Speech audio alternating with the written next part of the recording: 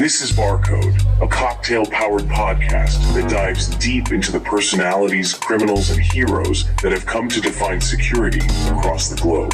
Please join our host, Chris Glanden, for another wild foray into the incredible world of humans and how they intertwine with today's modern technology. We hope you enjoy today's episode.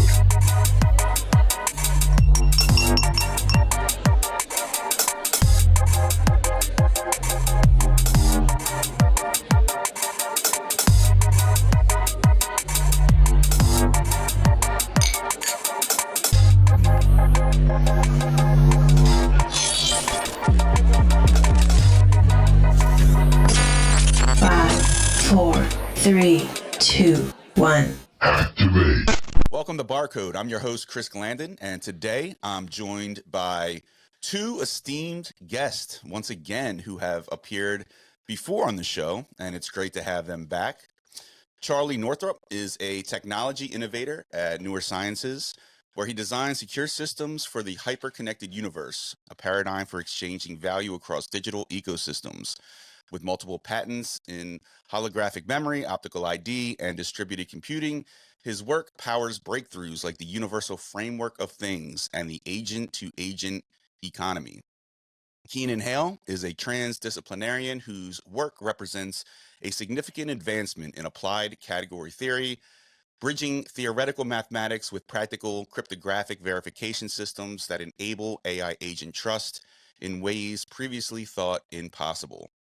And also here with me is a special co-host, Mike Elkins, Chief Human and Information Security Officer at BAMFist, as well as a visionary in cybersecurity, enterprise risk, and digital transformation. Everyone, welcome. Good to see y'all. Good to be back. All right, so fellas, again, thanks for joining me for another episode. I know everyone on this call has been super busy lately, so would just like to go around the horn and, talk about what you all have been up to since we last spoke. Keenan, you want to kick it off? Yeah. Gosh, it's been about 3 years now since I was last on. That was with Harkness AI. Moved on, and it was with Vayu AI. And during Vayu, I was helping to build wind systems that were utilizing AI, increased wind capacity by 70% on large-scale utility wind farms. And after that, pivoted back to my good friend Charlie to see, if there was an opportunity for us to do some collaboration. And that's where we are now. And that was, a few months ago. So I'll turn it over to Charlie to let him kind of explore a little bit into that and dive into the topic for today. Thank you, Keenan. And yes, it is good to be back on with you guys. I love having the opportunity to talk with you folks and learn from you and share what I've learned along the way. And it's been a little bit, but there's always more to learn. That's what I come to is that as humans, we're always in what I call a delta K moment, where we're constantly evolving our knowledge. And when you apply it to AI, it's exactly the same goal. And then it gets into, once you start understanding more and thinking about reality and consciousness, and all of a sudden you say, wow, this is a really interesting platform and framework to explore it all. So that's what we're here today to talk about. Definitely, man. I can't wait to get into it. But yeah, Mike, I see you regularly, but I would love for you to tell the listeners what you've been up to. Yeah, so left my corporate job at the end of June, and I've spent the last almost year working on a couple of different entrepreneurial endeavors. So launching my own technology company. I have a nonprofit organization that I've also launched. BAMFist is the name. I've been working very closely with another nonprofit organization called the Cognitive Security Institute.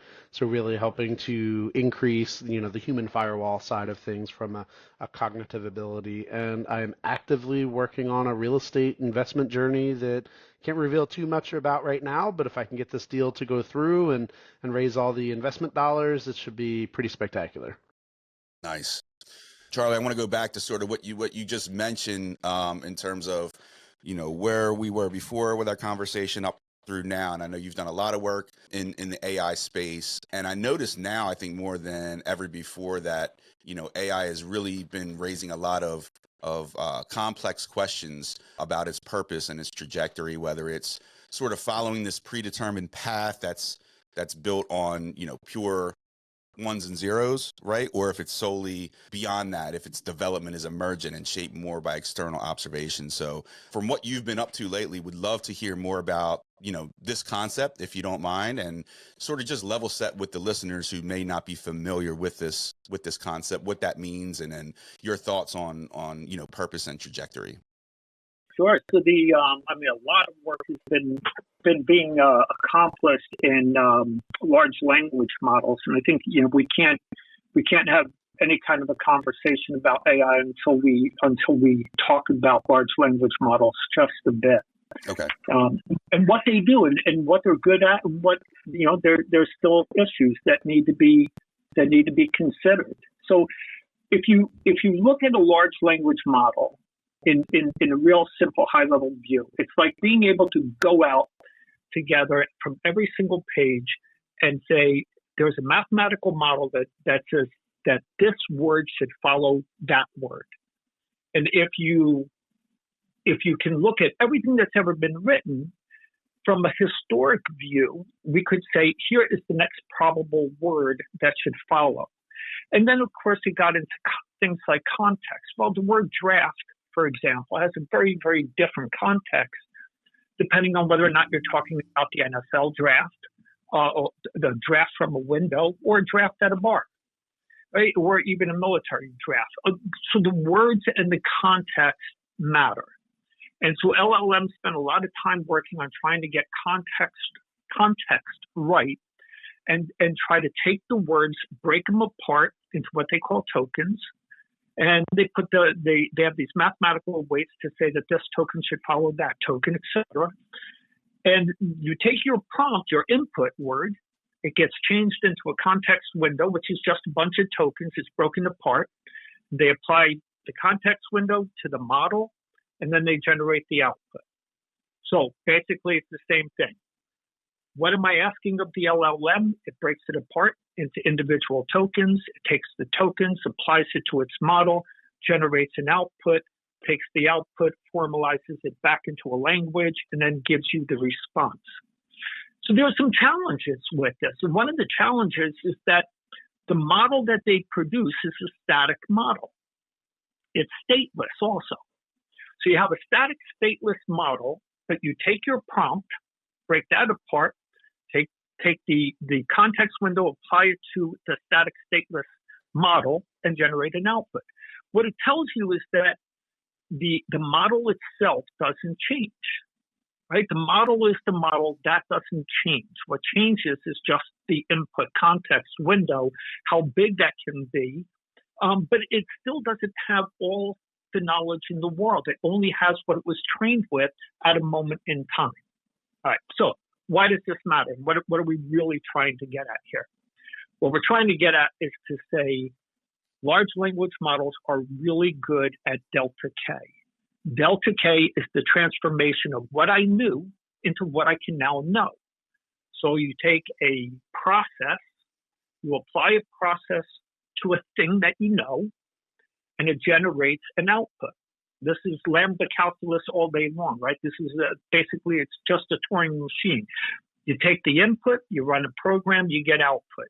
So when you're looking at the delta K output, the change in state of the output, you haven't changed the model, just the output. So now you're looking at that and you're saying that's a really good delta K.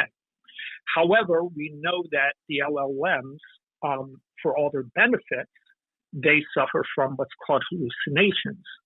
And that's because they're a predictive model. And predictions are just predictions.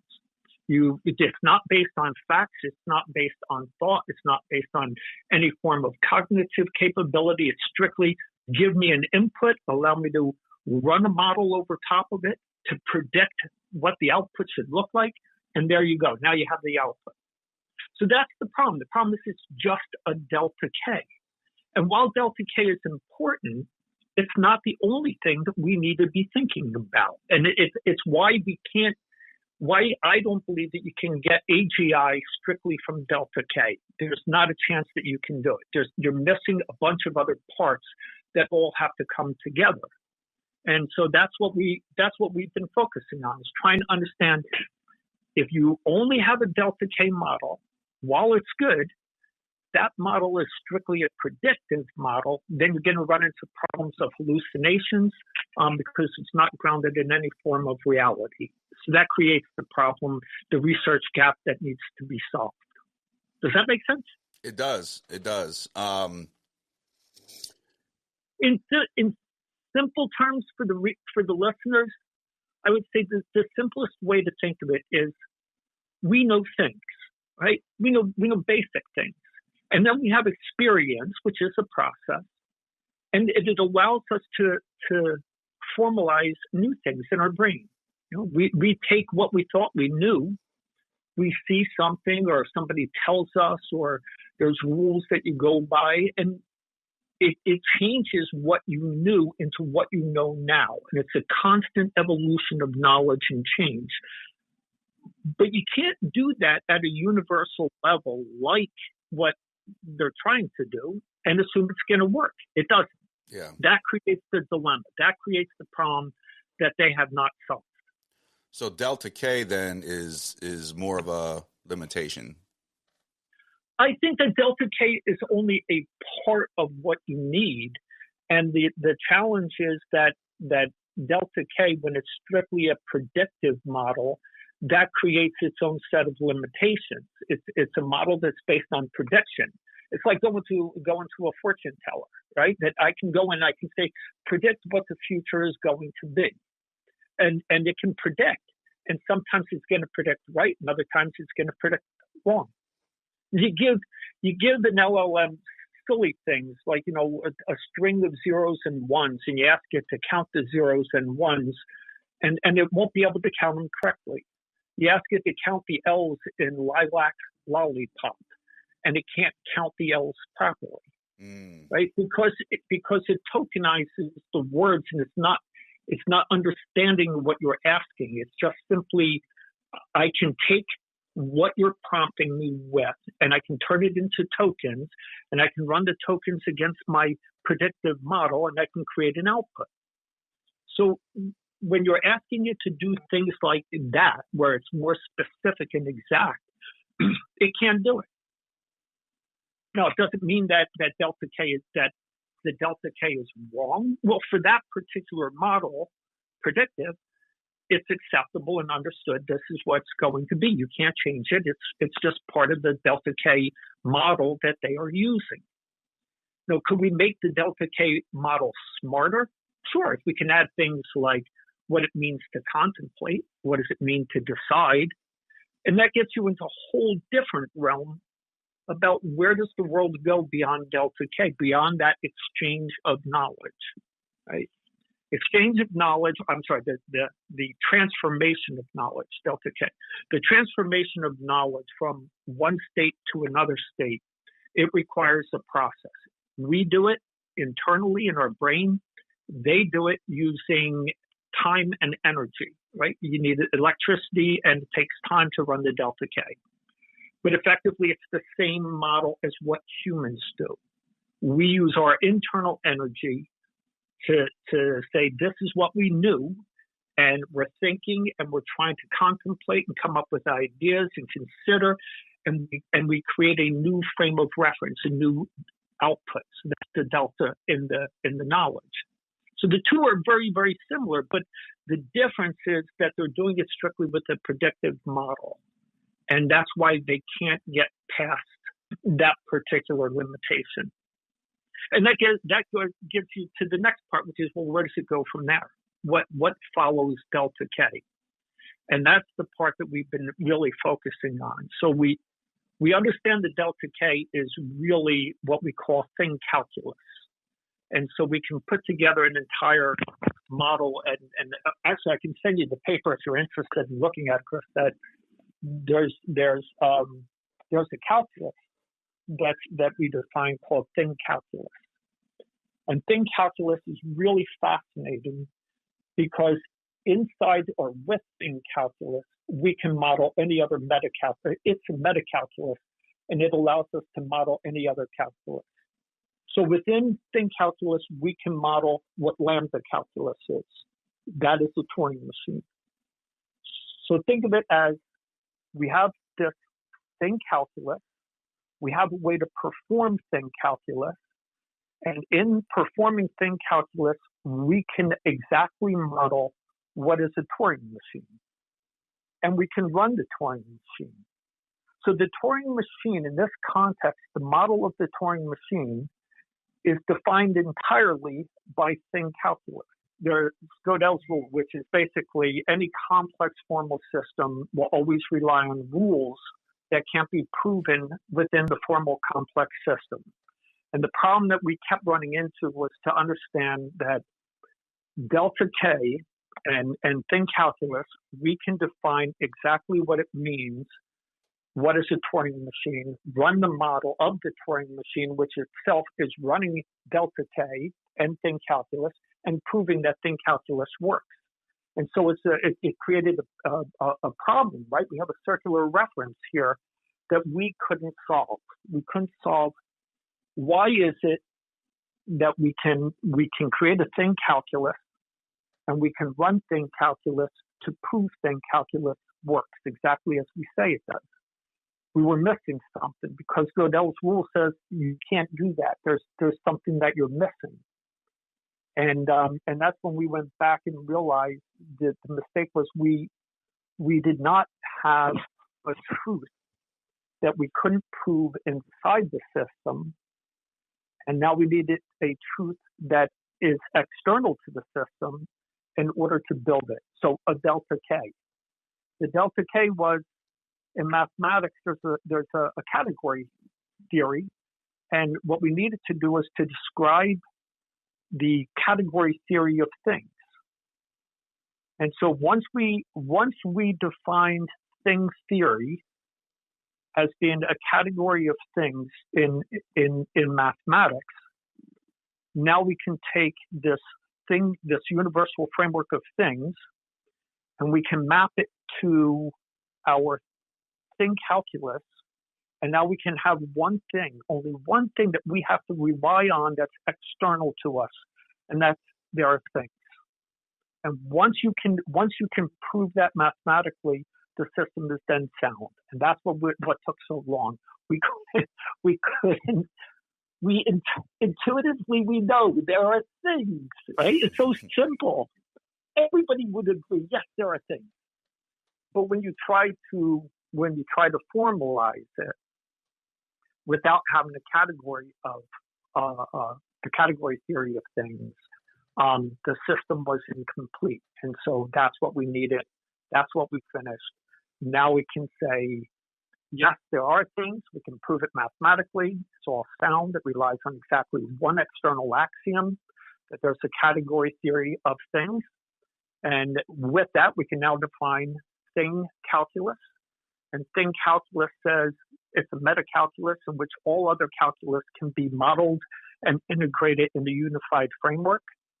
And that in turn allowed us to define something that we call agentic calculus. An agentic calculus is a more narrow view of thin calculus, but it becomes dependent on the observer. So it's an observer-dependent calculus that nobody ever really contemplated for. Mm. And to make this easier to understand, it's actually not as complex as it sounds, right? We know things. Okay, great. I know things, you know things. We both can agree on that. So all of that is simple.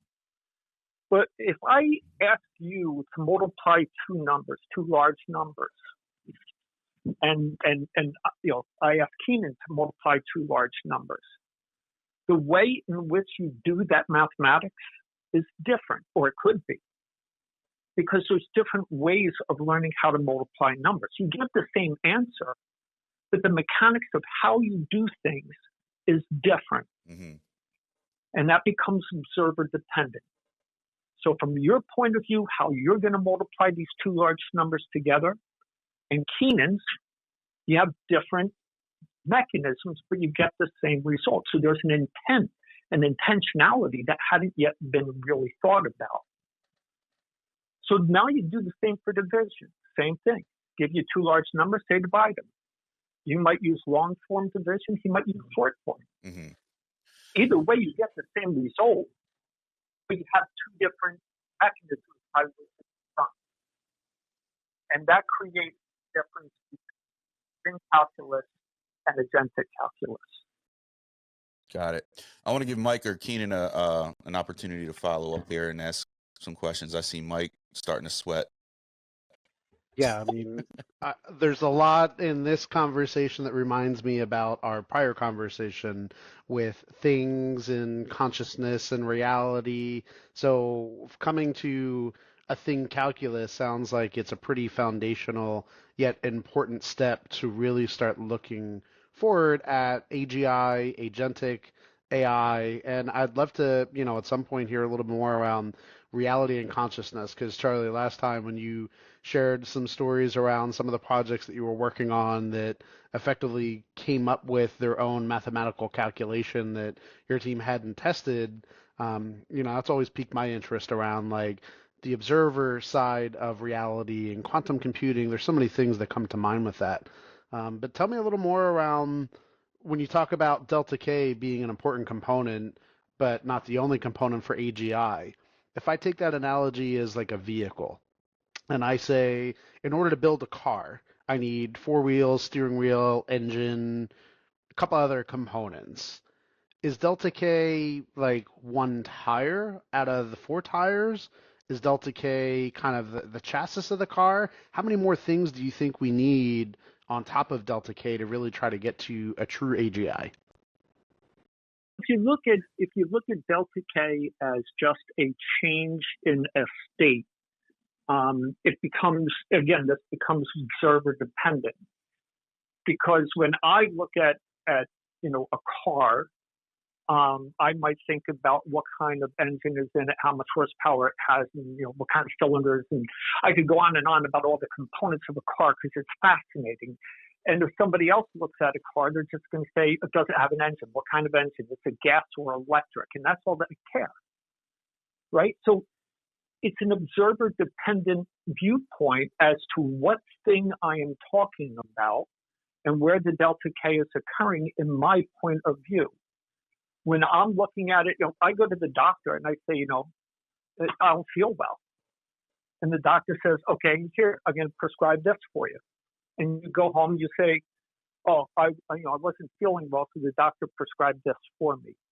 So do you know all the specific details of what exactly was wrong? Probably not. I just got a cold. Well, what type of cold? I got the flu. What kind of flu? What are the symptoms? How is it affecting you particularly? And what does the doctor see? Did they do a throat culture? Oh, I did a throat culture and I have strep throat. Well, what does it mean? What is the result of that throat culture? What is the level of detail that you're not even aware of or care about? Because in your view, the delta K is simply, I don't feel well, I got strep throat, I have to take this medication, I move on. From the doctor's viewpoint, it might be very different. It might be more about trying to manage and understand the totality of strep throat in a given area. Is this an outbreak in a localized area? How did they get it? There's a lot more to it. So each person has a different view of the same reality. Yeah, and I don't think you can't stop that, right? So no, nor could you. Yeah, that's the best part about it. It's not that you're stopping it, it's the fact that you're now able to, kind of cross-reference.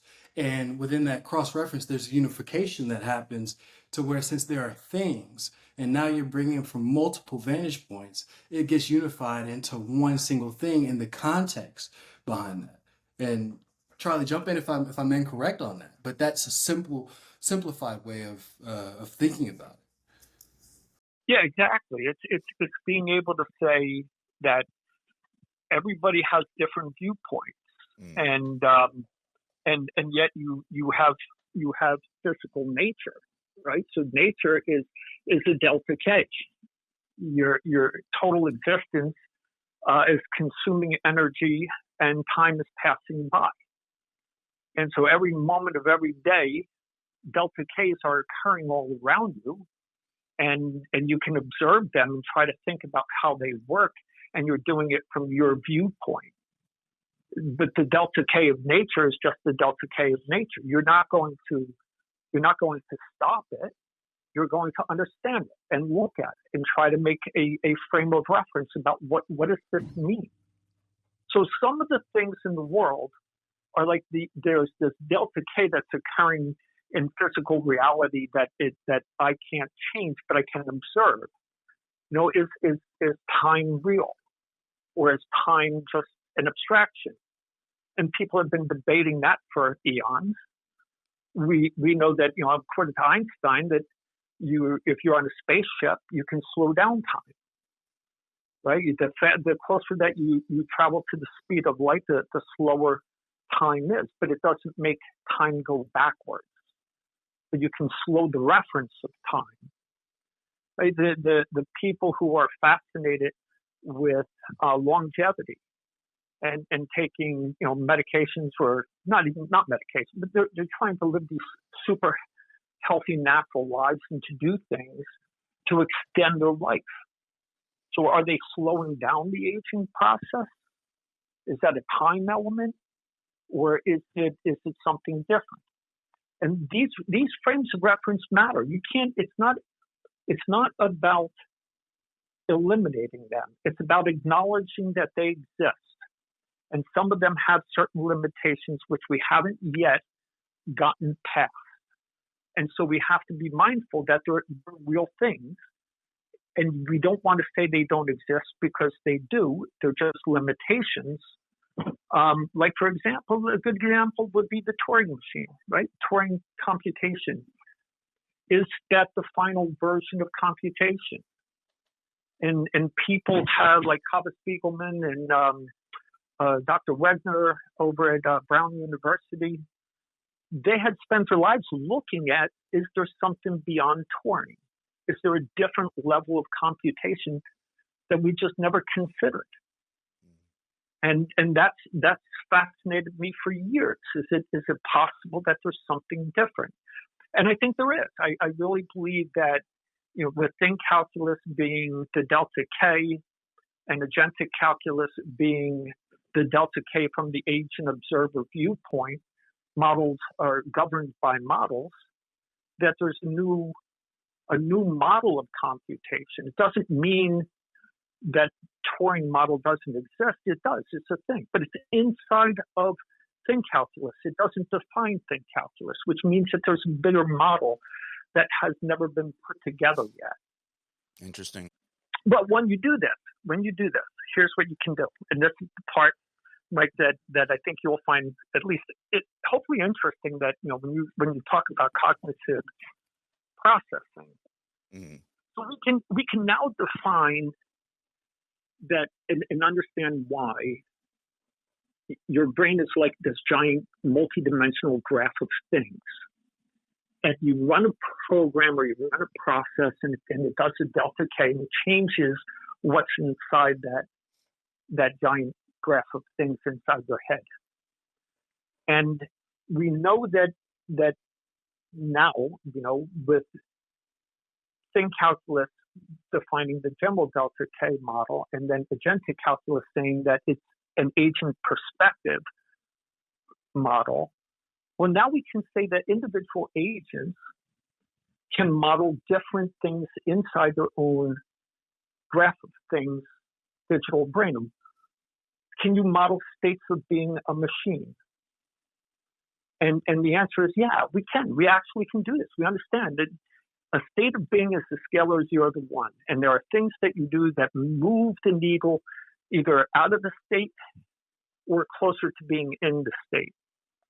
And the question is, well, if all of these things that you are doing can impact particular states of being a machine, well, then you can say, here's a range for any given state. It doesn't matter what it is.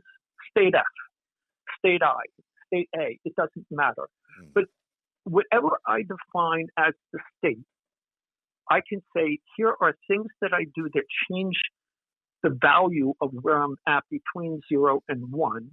And I can say, here's a range of things that I should do when I'm outside of this comfort range.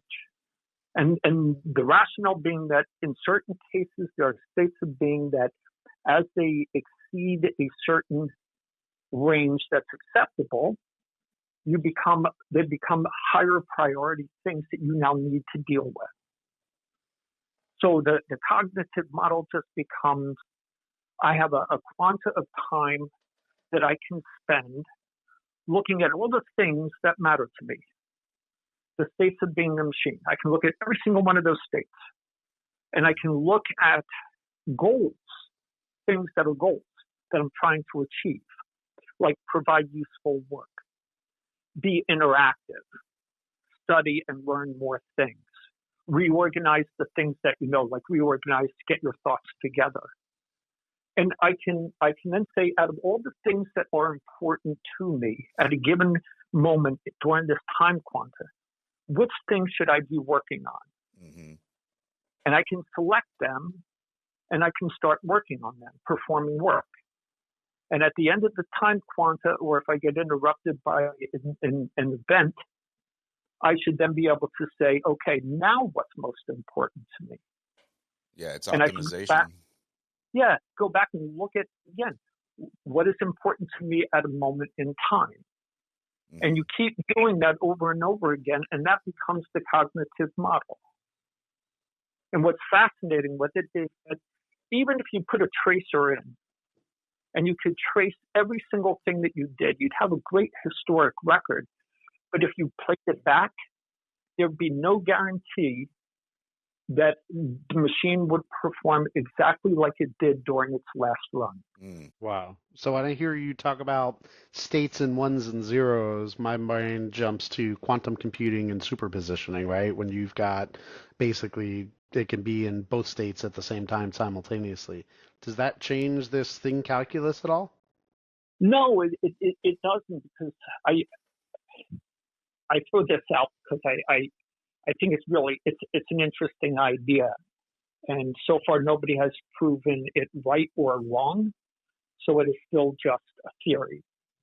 But the theory is that when you're working with quantum at the quantum level in quantum mechanics, the question of what state is the thing in, it might be more dependent on exactly just how you're measuring. It's the result of the measurement that changes the state of the thing, not that the thing is in two different states at the same time. The thing is in a state, and it's your measurement of it that determines the outcome. It's the observer-dependent side of it. Exactly.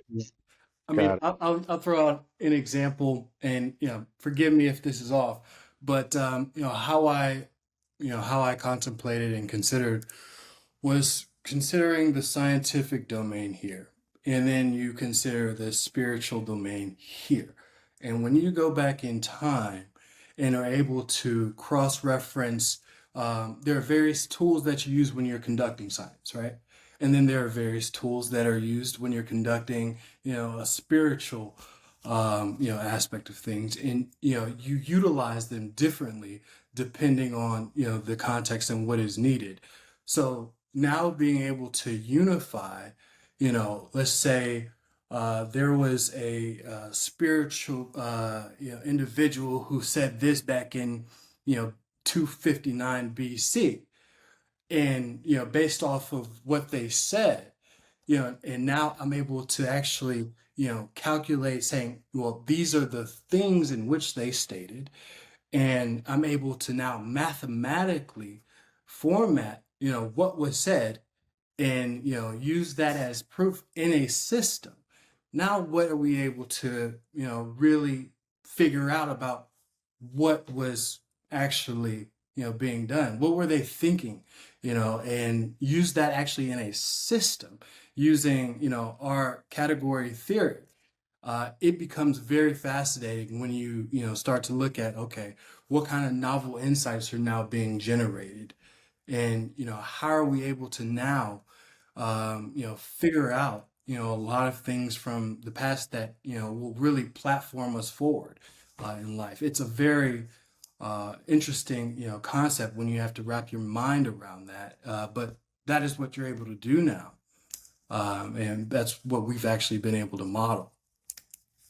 Yeah, that's what I was gonna ask because I know around like agents and stuff, like where do you guys want to hit kind of the meat and potatoes of it?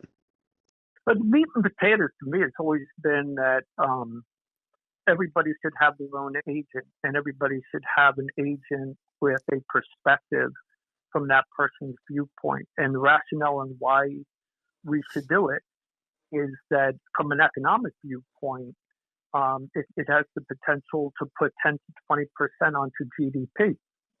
And nobody's really talking about this. We call it the agentic economy. And in the agentic economy, you change the dynamics of everything that we've known for the past, ever since the web evolved. Right? The problem in the web is that we don't own anything. All the identifiers in the web, even our IP addresses, everything is leased. And it's all stitched together using service level agreements, but we don't own anything. And if we can't own anything, then we don't have any representation in the web. And that's been the challenge for 30 years. And that's not going to change. And you can't change it because it's an architecture issue. The only way you change it is if I could actually have ownership of something. And this is why blockchains are, why people love the idea of a blockchain. You could actually own an identifier as real property. The private key. I own private key. It's real property. Whatever it unlocks, that's the property I own. And yet, when you look at the model or what they call the codification of capital, it's based on 300 years of property law. And 400 years of property law, it all requires issuer, holder, and verifier.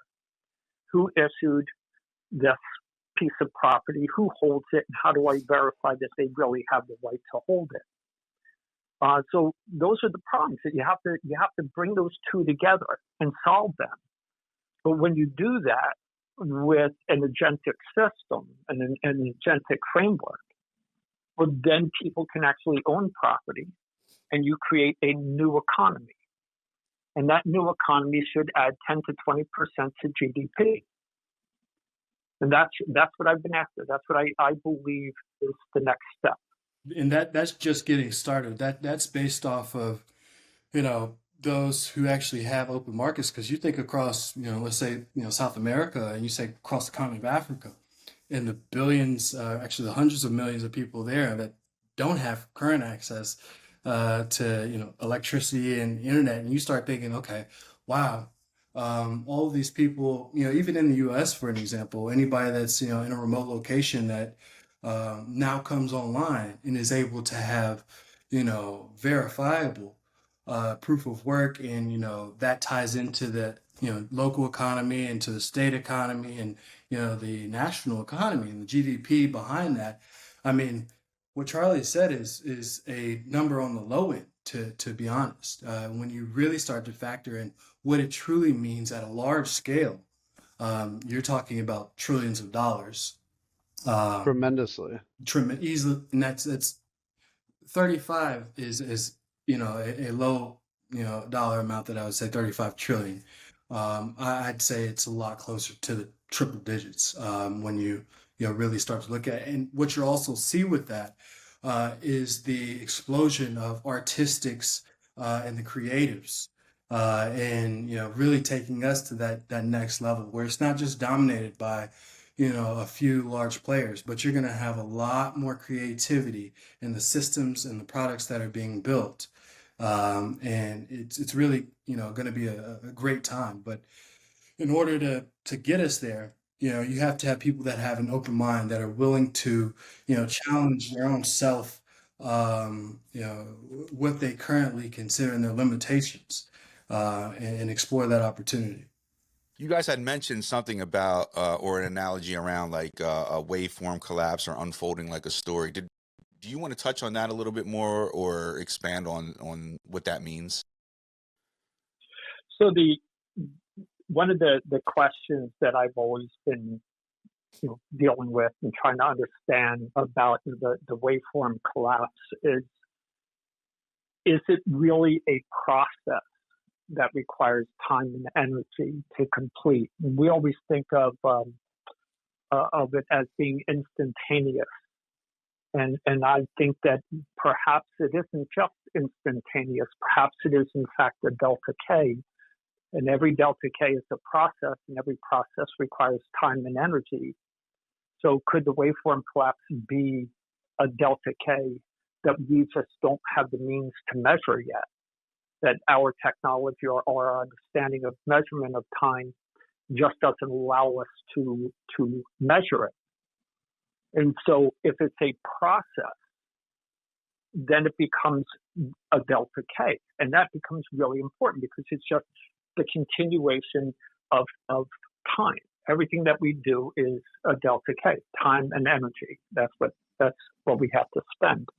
And we could spend more energy potentially and try to reduce time, or you spend more time and less energy. But the waveform collapse may in fact be a delta K that we just don't have the means to measure yet. That gets you to the next question about entanglement.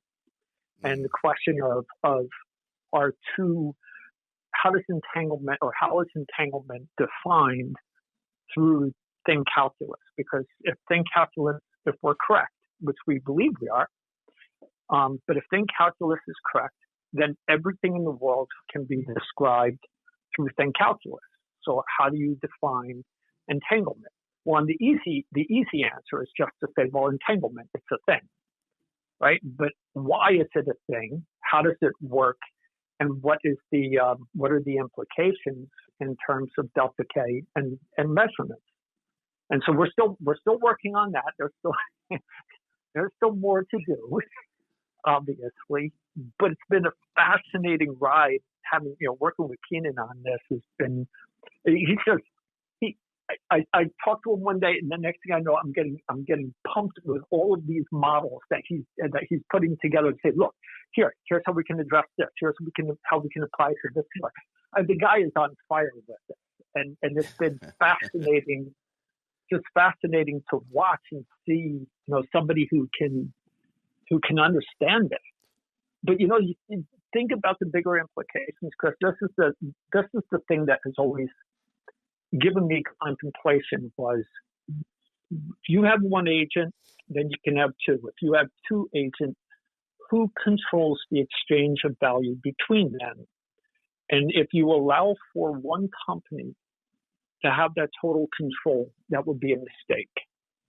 If one government had total control of this throughout the world, that would also, in my opinion, that would potentially be a huge mistake.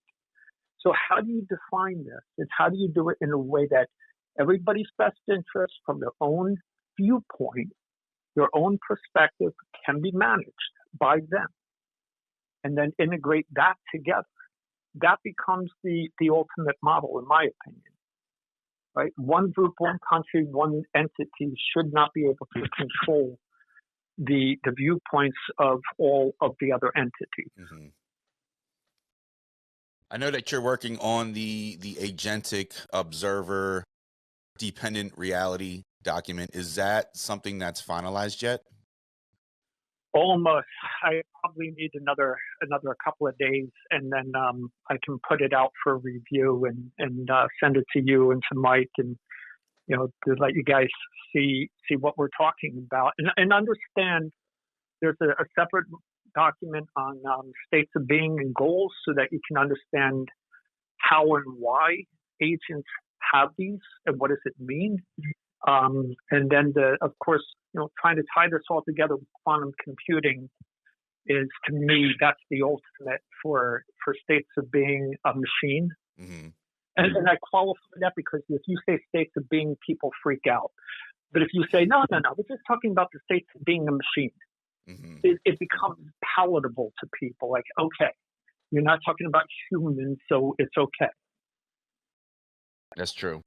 I want to give Mike and Keenan an opportunity just to say final points, and then this is something that we could probably talk through for 10 hours straight. But that's why I was asking about the document, is if there's some way that we can, for the listeners here that, are consuming this, to be able to look through that. And also, after you give your final points, guys, if you don't mind, just, sort of mentioning where listeners can reach out and connect with you online and see more about this research. So I'll jump in because I think my question may follow up with Keenan's thoughts, right?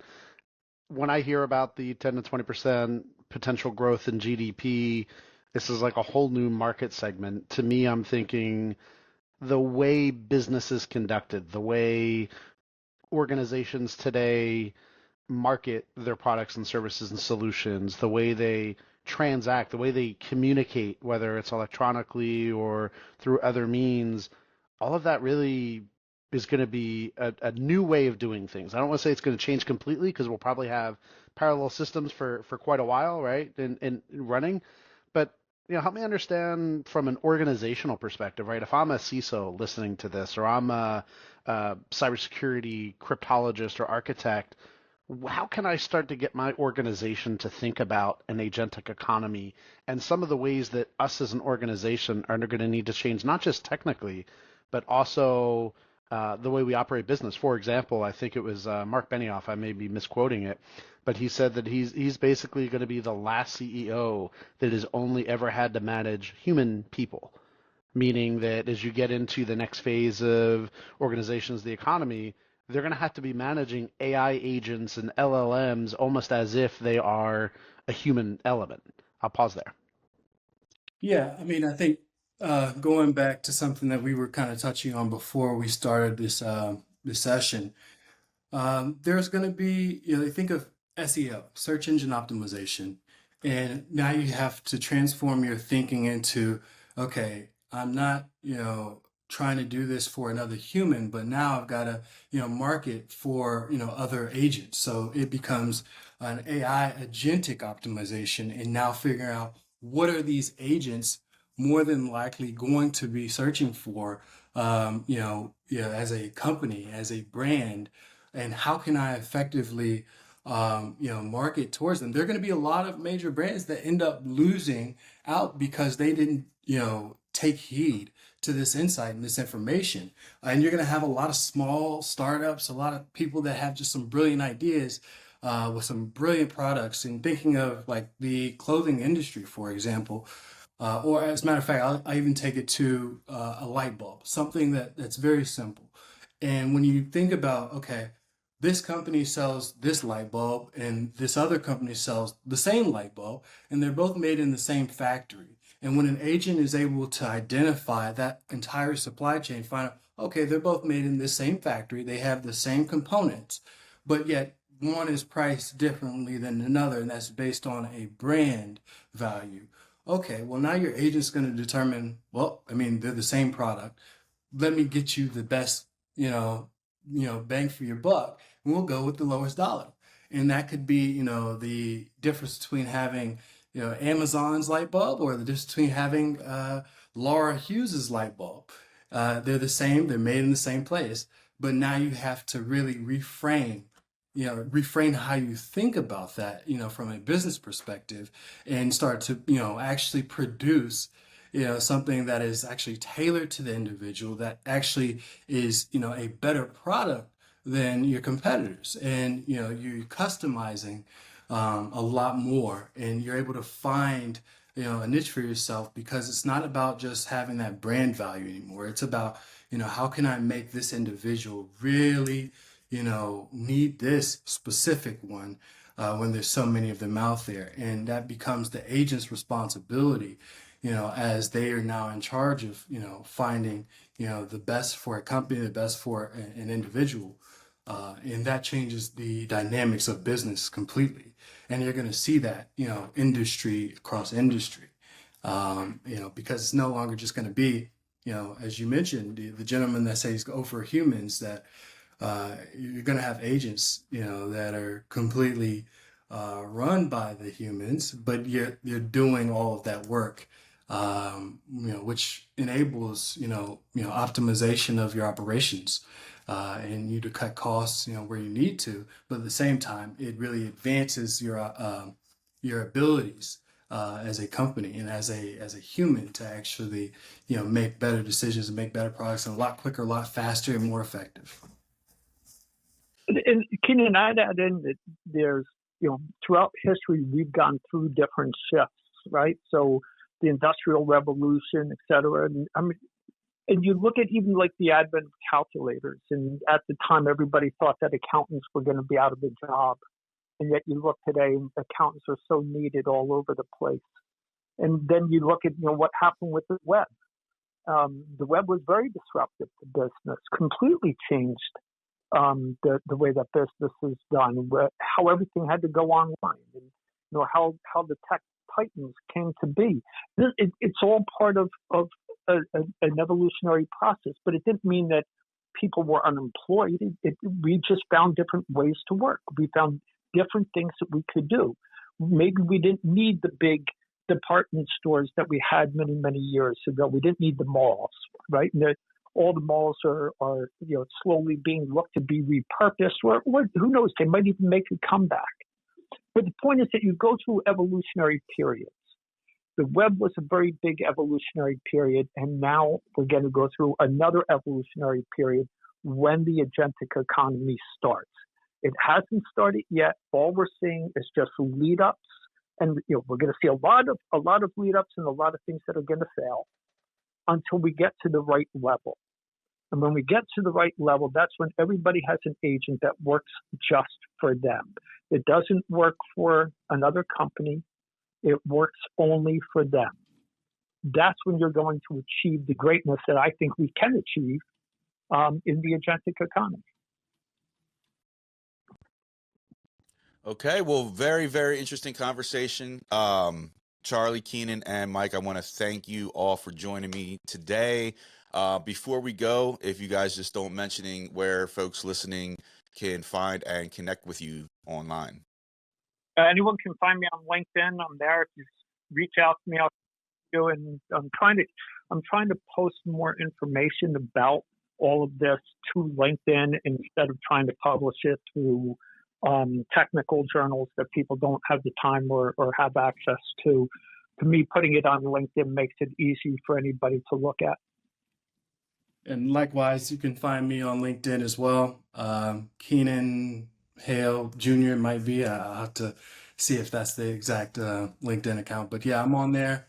Also, our webpage is connected, so you can always check out some of the work there. And yeah, man, happy to connect. Happy to discuss some of these things that we've talked about in the session further, and really explore, any questions and, also some major concerns that, people have, and, really bridge that gap, and, really try to provide some new insights based on a shared mutual understanding. Yeah, this conversation definitely deserves more time. I will tell you that. For sure. Yeah. I mean, we were just touching the surface, Chris, and that's why I was like, yeah, man, we're gonna need, a lot more time, because especially looking at over the last few months, I mean, all of the content and the models that, we've generated, oh my gosh, man, when you really start to think about the implications of these, and, these are, models that are like, we actually have the ability to execute right now. And it's extremely powerful, man. And, we're just, really starting out here, and it's impressive. It's Yeah, just touching the surface, further along than any other group that I've seen, that's out there. So I Hey, think look, we'll have to bring you back on.